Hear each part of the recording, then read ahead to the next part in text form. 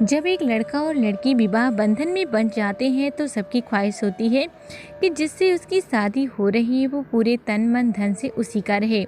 लेकिन क्या आप जानते हैं कि आपसे शादी करने से पहले ही आपकी पत्नी अन्य 3 लोगों से शादी कर चुकी है। जी हाँ, आप भले ही अपनी कुंवारी लड़की से शादी करें, लेकिन आपकी शादी होने से पहले वह 3 बार शादी के बंधन में बंध जाती है। लेकिन यह कैसे संभव है, हम आपको बताते हैं कि आखिर आपसे शादी से पहले कौन हो चुके होते हैं उनके पति और किन लोगों से शादी कर चुकी होती हैं महिलाएं।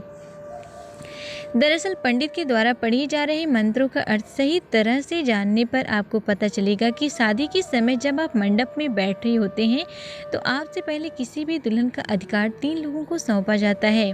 विवाह प्रणाली में फेरों के समय जो मंत्रोच्चार किया जाता है उनमें आपकी होने वाली पत्नी को आपसे पहले से इंद्र, चंद्रमा और मित्र वरुण के साथ शादी करनी होती है। इस तरह महिला के पति इंद्र, चंद्रमा और वरुण होते हैं। फिर वर का नंबर आता है।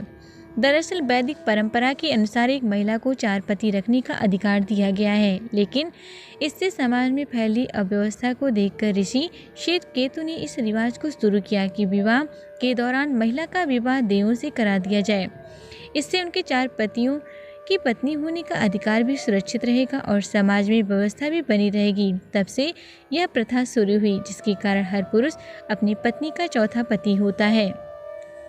दरअसल वर्तमान विवाह प्रणाली के निर्माता उद्दलक ऋषि के पुत्र श्वेत केतु थे।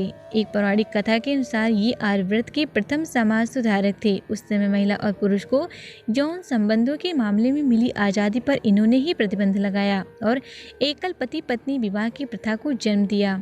वैदिक परंपरा को जीवित रखने के लिए महिला का विवाह 3 देवताओं से करा दिया गया।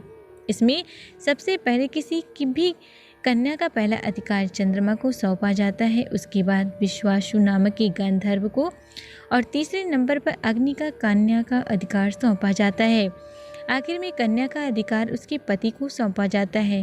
तो अब आपको पता चल गया ना कि आपसे पहले भी आपकी पत्नी के 3 पति और मौजूद हैं।